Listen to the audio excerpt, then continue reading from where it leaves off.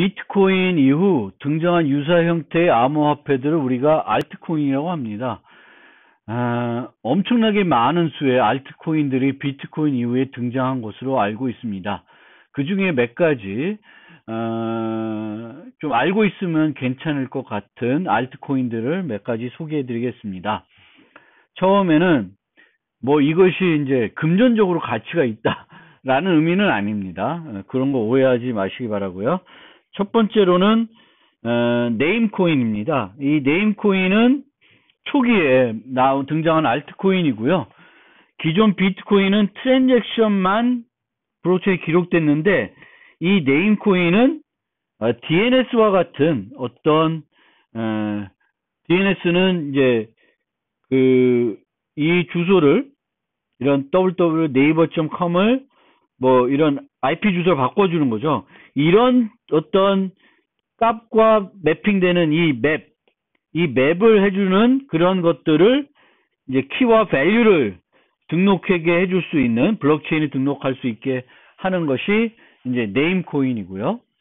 그 다음에 이제 이 네임코인의 의미는 이렇게 이제 트랜잭션 말고 다른 데이터를 블록체인에 기록했다 하는 의미에서 그 의미가 있는 알트코인이 되겠습니다. 그 다음에 피어코인은 최초 지분 증명을 사용한 암호화폐라는 데서 의미가 있습니다.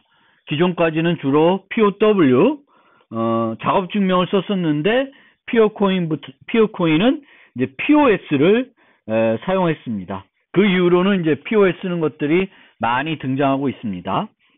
그 다음에 리플은 의외로 많이 사용되는 그런 암호화폐고요. 블록체인 자체를 사용하지는 않습니다. 그래서 이 리플은 글로벌 송금을 목적으로 하고 있습니다. 제가 알고 있는 회사도 글로벌 기업인데요. 그러니까 회사 위치들이 미국, 한국, 뭐 홍콩, 중국 뭐 이런 데 나눠져 있는데 직원들 월급을 리플로 지급한다고 알고 있습니다. 그 다음에 이더리움 클래식이라는 것이 있습니다.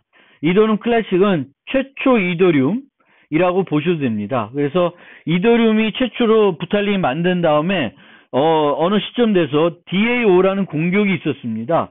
그래서 이게 문제가 되자 부탈린은 그 문제가 된 것들을 없애고 그 이전부터 그 문제가 발생하지 않도록 그 코드를 수정해서 새로 가자고 이제 제안했고 그렇게 많은 다수가 따라서 하드포크가 돼서 현재 이더리움이 가고 있고요. 그런데 일부는 안 된다.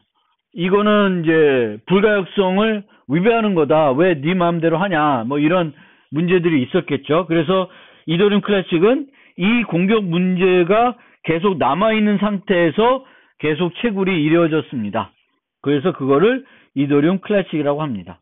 그 다음에 Zcash라는 게 있는데 이 Zcash는 영지식 증명을 이용해서 비트코인보다 코인 소유자의 프라이버시를 강화한 암호화폐입니다. 그러니까 영지식 증명 같이 이제 암호 기술, 이제 기존에 이제 비트코인 같은 데서 사용되지 않았던 수많은 이제 암호 기술들이 있겠죠. 그런 암호 기술들을 활용해서 뭔가 개선해 보고자 하는 노력들이 많이 있는데 Zcash는 영지식 증명을 이용해서 프라이버시를 강화하려는 목적으로 공헌이 된 그런 화폐입니다.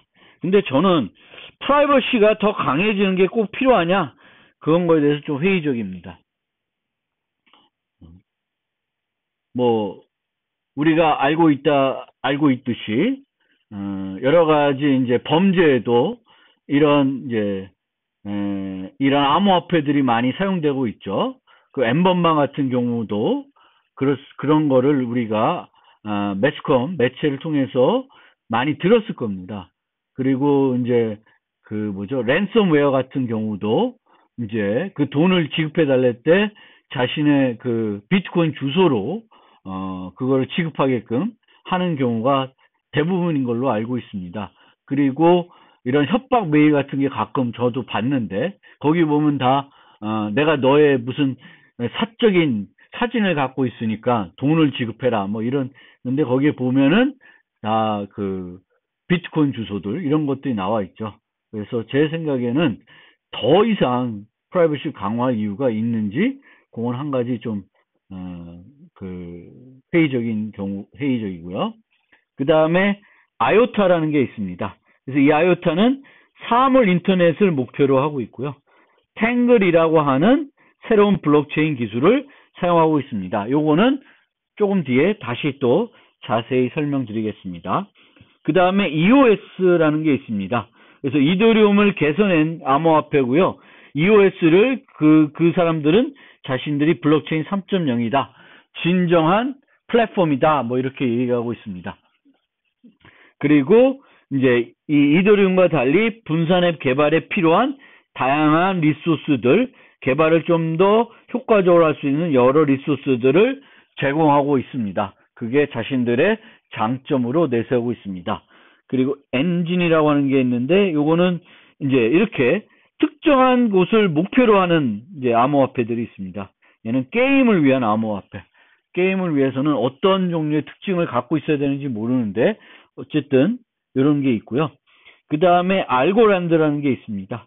그래서 순수한 피오백스펀치. 이 알고란드는 요 뒤에 또 탱글과 함께 소개를 해드리겠습니다. 되게 재밌다기보다는 하여튼 특별한 요소를 갖고 있었어요. 그 외에도 무수히 많은 코인들이 등장하고 있습니다.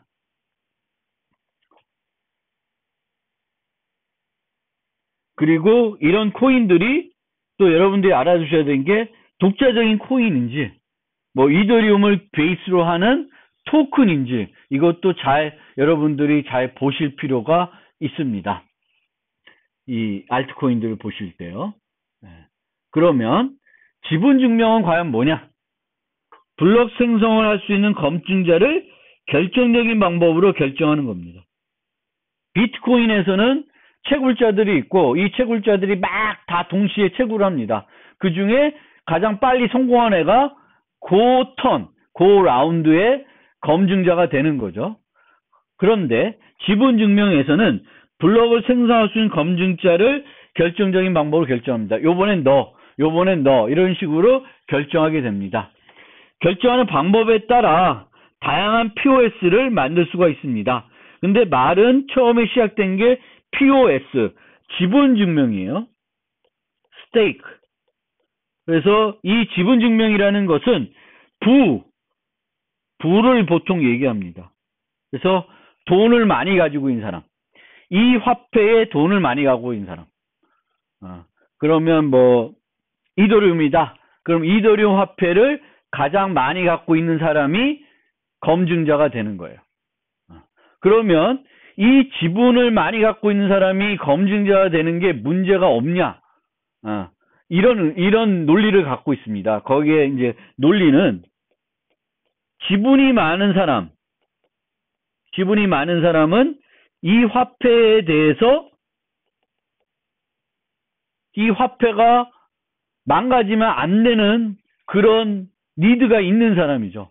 이 화폐의 가치가 떨어지면 이 지분이 많은 사람은 손해가 더 심각하게 되죠. 그래서 지분이 많은 사람은 더 확실하게 올바르게 검증을 할 것이다 라는 전제를 가지고 있습니다. 논리가.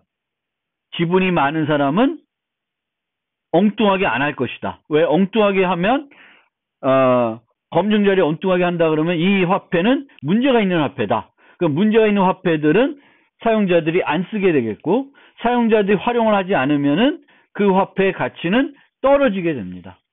그런데 이런 경우에도 보통 지분이 많은 사람이 검증자가 되는 환경에서도 늘 똑같은 사람이 반복적으로 되면 이 지분이 많은 사람이 권한이 너무 커질 수가 있어요. 그래서 추가적으로 확률도 같이 조금 섞여야 됩니다. 그래서 좀 바뀌어야 되는 거예요. 늘 한 사람이 검증자가 되면 안 됩니다. 그래서 최초로 지분 증명을 사용한 게 피어코인인데, 피어코인은 지갑의 나이와 보유 코인수로 결정합니다. 그럼 지갑의 나이는 뭐냐면 N일 동안 지갑을 사용하지 않으면 이 지갑의 나이는 N입니다. 그러면 A라는 사람은 10일 동안 돈을 안 썼어요. 그리고 100 피어코인을 갖고 있었어요. B는 5일 동안 10일 동안 마찬가지 안 썼는데 200이라는 돈을 갖고 있었습니다. 그러면 B가 검증자가 되는 거예요. 가장 오래된 사람이고 오랫동안 돈을 안 썼고 돈을 가장 많이 갖고 있습니다. 그런데 검증자가 되면 새 코인을 받기 때문에 이 금액이 250 뭐 이렇게 바뀌게 돼요. 그러면 이 사람의 나이는 다시 제로로 세팅돼요. 그러면 그 다음에는 이 사람이 검증자가 될 확률은 떨어지게 됩니다. 이 사람이 되겠죠. 그래서 최소 며칠이 지나야 다시 검증자가 될 수 있을 확률이 있습니다. 그래서 이게 피어코인에서 사용한 방식입니다. 그리고 보통 이 지분증명은 체인 기반과 BFT 기반으로 나눠진다고 하는데 이 말은 좀 제가 별로 이렇게 마음에 안 들어요. 그래서 BFT와 non BFT 뭐 이렇게 나눠지는 게 어떨까 이렇게 생각하고 이 BFT라는 것은 비잔틴 제너럴 폴 토러넌스입니다. 그래서 비잔틴 장군 문제고요. 비잔틴 장군 문제는 이렇게 장군들이 3명 있는데 성이 있어요. 그래서 동시에 공격을 해야 성공하거나 동시에 후퇴를 해야 되는데 서로 메시지를 주고받아서 똑같은 공격을 할 수 있어야 되는 거예요. 근데 이 중에 부정을 할 수 있는 답을 엉뚱하게 할 수 있는 사람이 있어요. 난 공격하겠다 해놓고 도망가는 사람이 있을 수도 있는 그런 비잔틴 장군 문제이고요. 이 문제에서는 다수가 정직하면은 똑같은 결론에 이 정직한 사람들은 도달할 수 있다라는 게 BFT입니다. 그래서 BFT 방식이 있고 non BFT 방식이 있다. 그래서 non BFT 방식에서는 검증자가 혼자 단일 검증자를 쓰고요. BFT에서는 다중 검증자를 씁니다. 그러면 다중 검증자가 있으면 이제 그 블럭을 검증을 5명이 하면 5명이 다 서명을 해야지만 된다. 5개의 서명을 갖고 있어야지만 이 블럭이 유효한 블럭이 되는 거예요. 단일 검증자에서는 1명만 하면 돼요. 그리고 검증자의 부정을 막기 위해서 기본적으로 검증자는 이제 이런 특징을 갖고 있어요. 그래서 검증자가 지분을 많이 갖고 있거나 이러면 이제 부정을 안 할 건데 이제 부와 상관없이 만약 검증자를 결정한다면 한번 부정을 왕창 해먹고 도망갈 수 있죠. 그래서 검증자의 부정을 막기 위해서 검증자의 역할을 하기 위해서 일정 금액을 예치하는 방식을 사용하고 있고 부정이 발견되면 그 예치금은 사라지게 됩니다. 그래서 그런 방법을 통해서 또 검증자의 부정을 막는 방법도 사용하고 있습니다. 그러면 단일 검증자다. 그럼 어떻게 하냐? 똑같이 해요. 그냥 해시값을 구해요. 그러면 여기가 이전 bi-1 여기에 뭐 블럭 데이터가 있고요. 그 다음에 난스 값, 뭐 난스 값은 필요 없겠죠 이제. 그래서 이렇게 해서 체인으로 해서 요거에 이제 서명이 들어갑니다. 그럼 또 연결이 되면 또 요거에 얘가 bi가 되고 여기에 또 이만큼 있고 서명이 들어갑니다. 이 서명자들이 다 달라지겠죠. 계속 검증자들이 달라지면 이런 식으로 됩니다. 그러면 채굴이라는 게 없고 POW라는 뭐 암호 퍼즐을 해결해야 되는 게 없어요. 그냥 전자서명하면 땡이에요. 다중이면 이 서명이 하나가 아니라 여러 개가 되는 형태가 됩니다. 그럼 이렇게 됐을 때는 불가역성이 제공이 되냐? 자, 이제는 얘를 수정하려면 어떻게 해야 돼요? 이 서명키가 있어야 돼요. 그러면 요 검증자는 할 수가 있죠. 근데 요거를 바꾸면 어떻게 돼요? 이 뒤에 것들은 여전히 체인으로 묶여있기 때문에 다 무효화가 됩니다. 그러면 이 검증자들은 얘와 다 공모를 해야지만 할 수 있어요. 그럼 체인이 길어지면 길어질수록 이 자체를 수정하는 것은 어렵게 됩니다. 그래서 이런 논리로 지분 증명을 사용하고 있습니다. 그래서 검증자가 할 수 있는 공격이 제한적이다라는 생각으로 여러분들이 생각하시면 돼요. 그런데 여기서도 51%의 지분, 그러니까 이 얘기는 뭐냐면은 늘 어떤 사람이 혼자 여러 번 계속 검증자가 된다는 거예요. 그러면 이 친구는 이 내용을 싹 다 바꿀 수 있는 여지가 있죠. 그래서 여기에 연속적으로 이렇게 되어 있으면 이 내용을 바꾸기가 좀 더 수월한 거예요. 이렇게 해서 공개된 다음에 싹 바꿔서 다시 또 이렇게 바꿀 수가 있죠.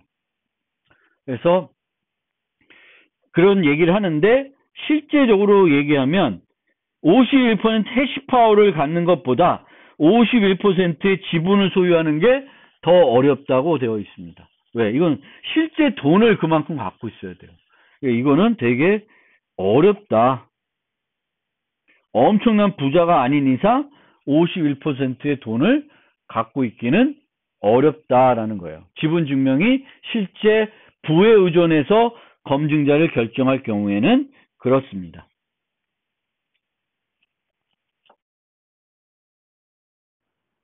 아요타는 앞서 설명드린 것처럼 사물 인터넷을 위한 암호화폐입니다. 그래서 사물 인터넷에 다양한 이제 기기들이 인터넷으로 연결이 될 거고요. 그런 기기들에서는 소액 결제가 필요할 수도 있습니다. 어떤 서비스를 진행하기 위해서. 그러기 위해서 그 IoT 사물 인터넷에서도 이런 암호화폐가 필요합니다. 그런데 이 아요타는 탱글이라고 하는 새로운 형태의 분산 합의 알고리즘을 사용합니다. 작업 증명도 아니고 지분 증명도 아닙니다. 그래서 제가 좀 소개해 드린 겁니다. 그래서 채굴자도 없고 검증자를 선정하지도 않습니다. 그럼 어떻게 하냐? 트랜잭션을 생성하는 사용자는 검증자 역할까지 해야 됩니다. 그래서 내가 새 트랜잭션이면 나는 기존에 2개의 트랜잭션을 검증해야 됩니다. 검증한다는 것은 여기에다가 서명을 할 때 이 2개 그 유효하다는 검증해서 포함해서 체인 형태로 포함해서 서명하는 것을 말합니다. 그래서 블록 단위로 트랜잭션 모아 확정하지 않고 이렇게 개별 트랜잭션들이 그래프로 연결된 형태로 구성이 되겠습니다. 그리고 이런 식으로 하기 때문에 채굴자도 없고 모든 사용자가 검증자가 되기 때문에 수수료가 없습니다. 그리고 화폐는 최초 트랜잭션에서 모두 발행돼서 사용되고 있습니다.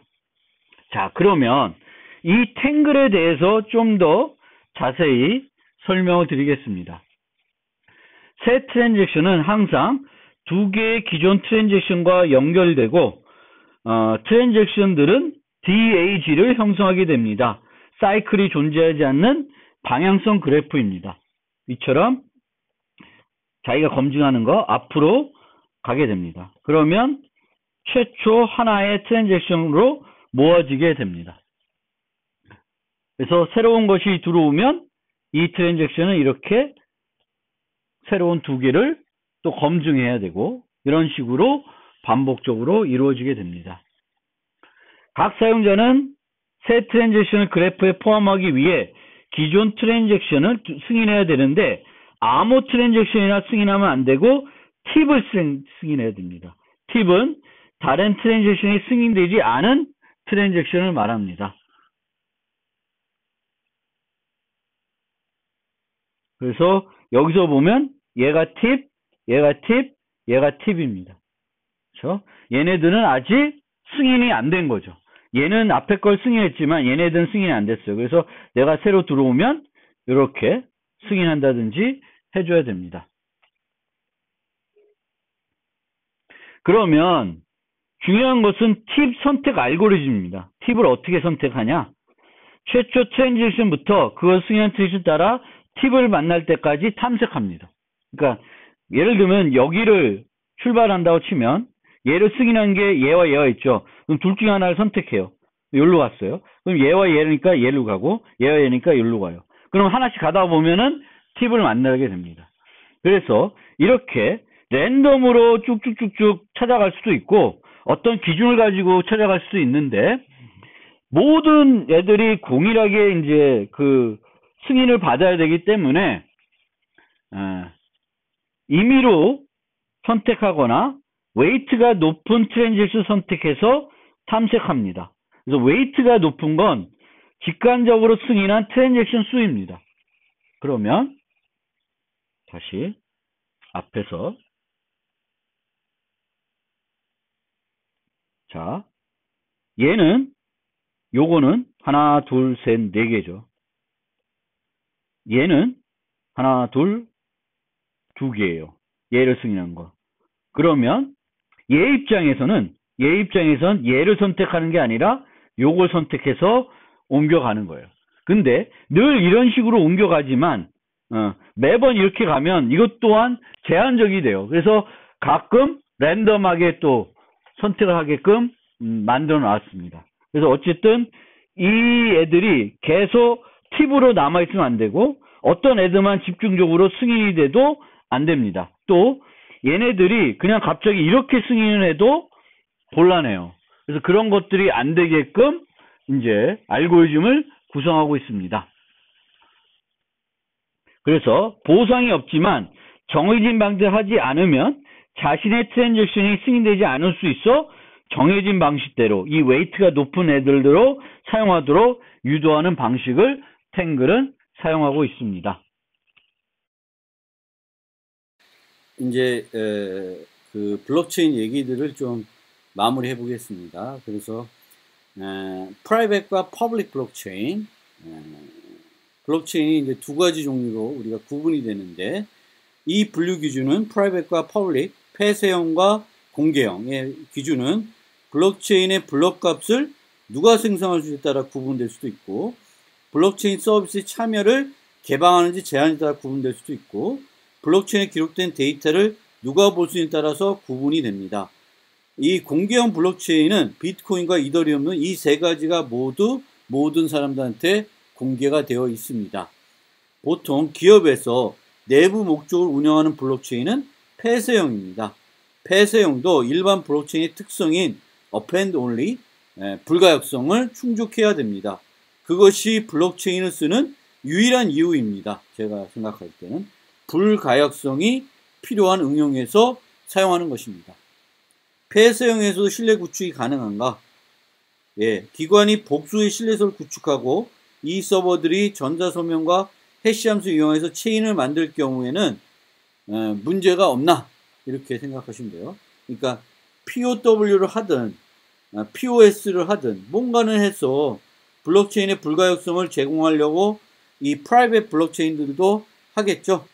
그럼 신뢰 서버가 해킹되지 않는 이상 신뢰 서버를 특정 개인이 마음대로 수정이 가능하지 않는 이상 해당 응용에 문제가 되지 않을 수도 있습니다. 그러니까 그 회사에서 이 서버들을 또 POW 하는 서버나 아니 POS 하는 서버들을 어떻게 관리하냐에 따라서 그 블록체인이 길어지면 길어질수록 이것을 다다시 어떤 특정 사람이 원하는 대로 수정하기는 매우 힘들 수 있습니다. 그래서 하이퍼 레저라는 개념이 있는데 이 폐쇄형들을 말하고 더 정확히는 콘소티엄 블록체인입니다.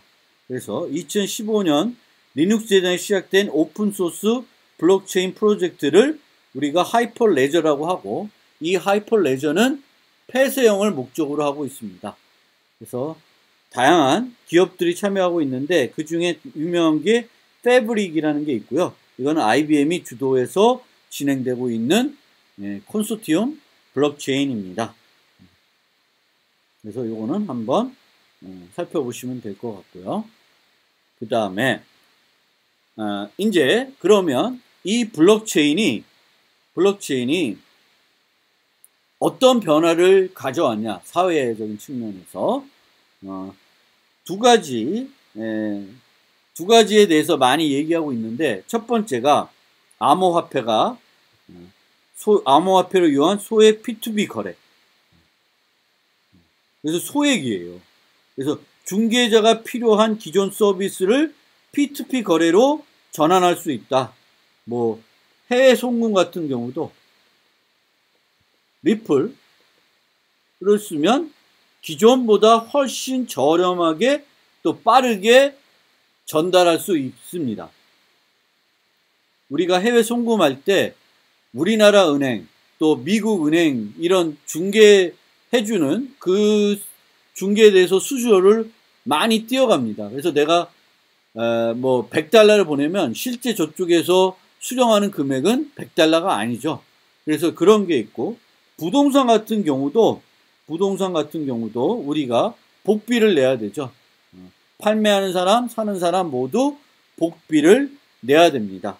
그런데 중개자가 필요한 서비스들이 다 이렇게 옮겨갈까? 우선 소액입니다.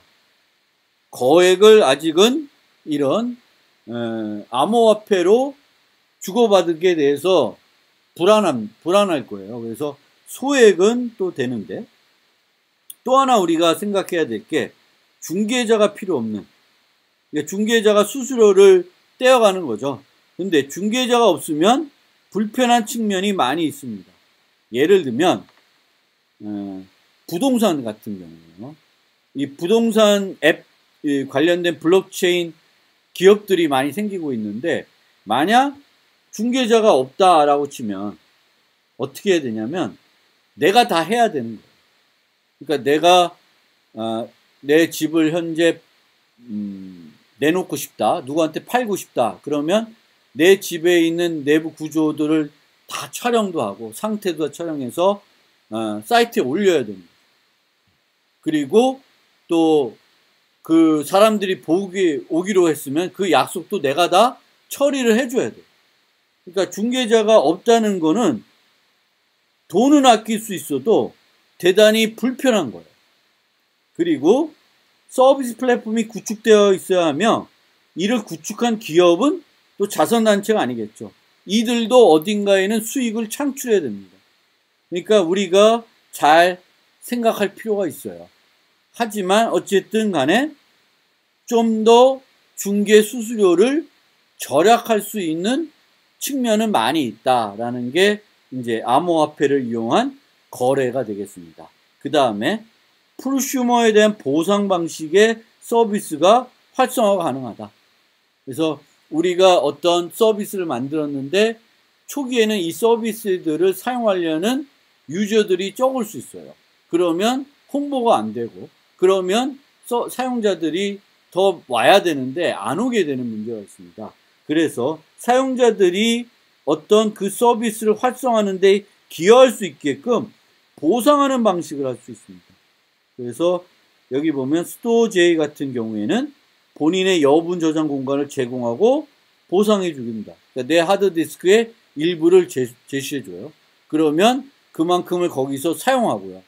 원격 클라우드 형태로 사용을 하고 저한테 이더리움 형태로 아니면 토큰 형태로 보상을 해줍니다. 스팀잇 같은 경우에는 콘텐츠 생성자에 대해 그러니까 페이스북 같은 건데 페이스북에 글을 올리면 돈을 받진 않죠, 제가. 그런데 스팀잇은 거기다가 글을 올리면 돈을 받습니다. 그리고 이 사이트는 음식적 동영상을 촬영해서 공유하면 또 보상을 해줍니다. 토큰을 주게 됩니다.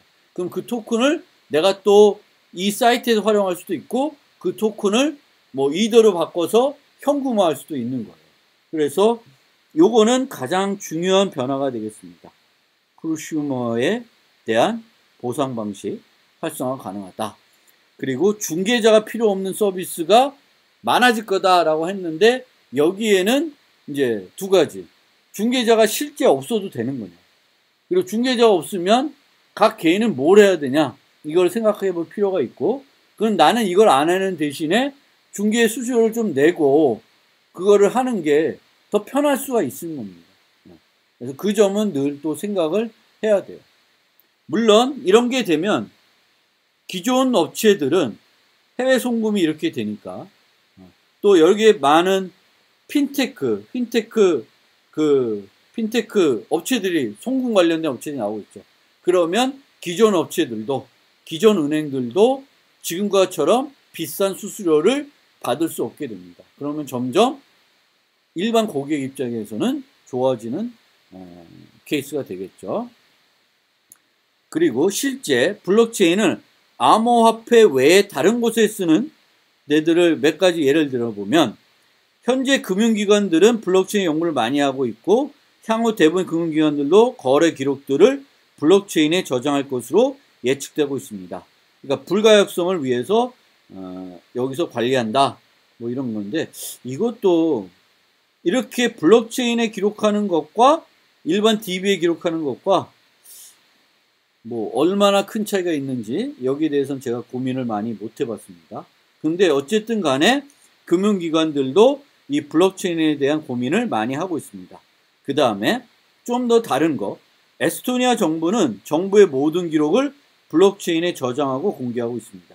이거는 대단히 획기적인 거.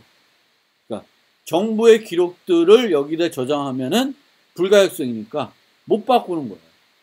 나중에 나쁜 정보가 들어오든지 좋은 정보가 들어오든지 간에 이전 정부의 기록들을 함부로 조작할 수가 없는 거죠. 그래서 이거는 투명성 측면에서 매우 바람직한 거라고 보입니다. 그리고 선거에 활용하려는 것도 있습니다. 선거에. 그래서 선거에서 조작을 막는 거예요. 조작. 그러니까 내 투표를 블록체인에 저장하게 되면 이 투표는 절대 조작될 수가 없겠죠.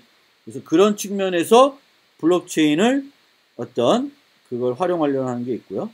그 다음에 BMW 같은 데서는 자동차 주행 기록을 저장해서 중고차 시장에 활용하려는 경우도 있습니다.